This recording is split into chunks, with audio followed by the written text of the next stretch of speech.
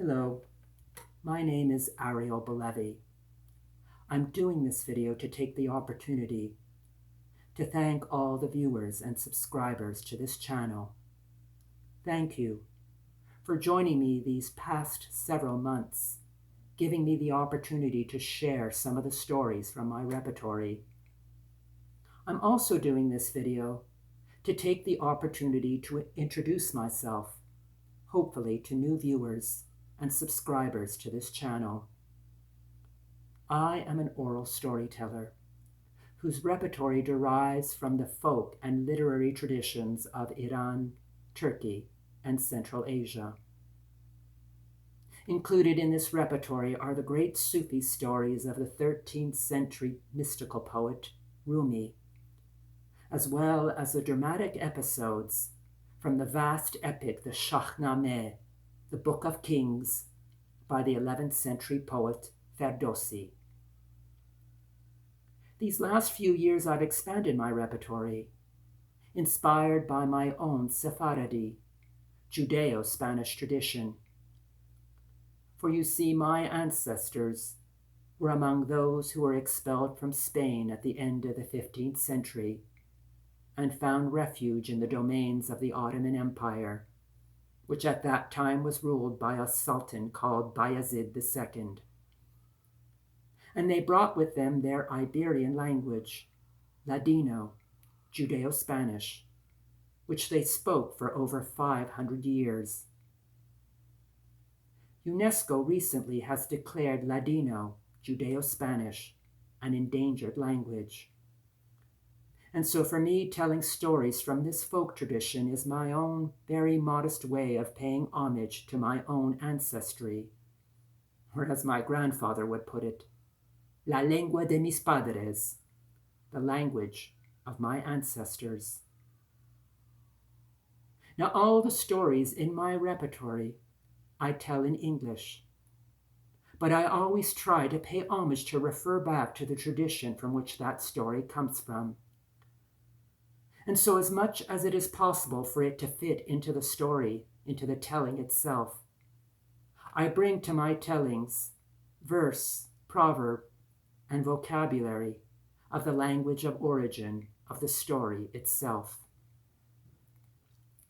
Now, over the years, friends and acquaintances have continued to ask me why I tell stories only from certain traditions.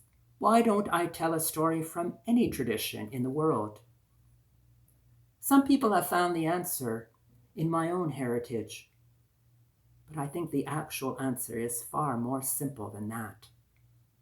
For you see, the storyteller never chooses the story. It is always the other way around.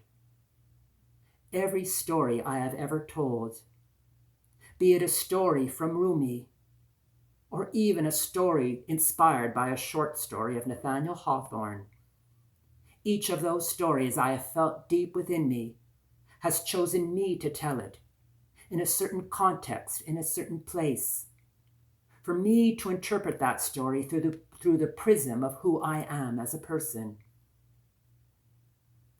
Italo Calvino once said that a classic is a book that never stops saying what it has to say. Well, I feel the exact same way about all the stories that have inspired me. For me, these stories are rich in its perspectives, in interpretations, stories that seem to evolve and change the way I do, the way even that life does. A story that has a different meaning for each listener, and a different meaning for that same listener at each time that that story is heard. I began this channel in March 2020. At that time, my city of Toronto went into lockdown, and it became very clear to me that the opportunity of telling a story live, person to person, was no longer possible. I've been very grateful to have the opportunity to share these stories with you on YouTube. And I think things like YouTube or platforms like Zoom have been invaluable in continuing oral storytelling. But deep down for me, nothing replaces the experience of telling a story, person to person. For you see, a story isn't created by the teller, nor by the listener. The story is created in the space in between them, where each brings their own imagination. And those two imaginations that meet one another, those two imaginations are the ones that bring to life the story that is told. I look forward to the opportunity, sometime down in the future, to have the opportunity to tell a story, person to person, to you, be that in an art gallery, or a park, or any place where a story brings us two together. But for now, we have this YouTube channel. And I invite you in the months to come to visit this channel, where I hope to offer new stories, or even stories about stories like this video I'm offering today. But now it is the summer.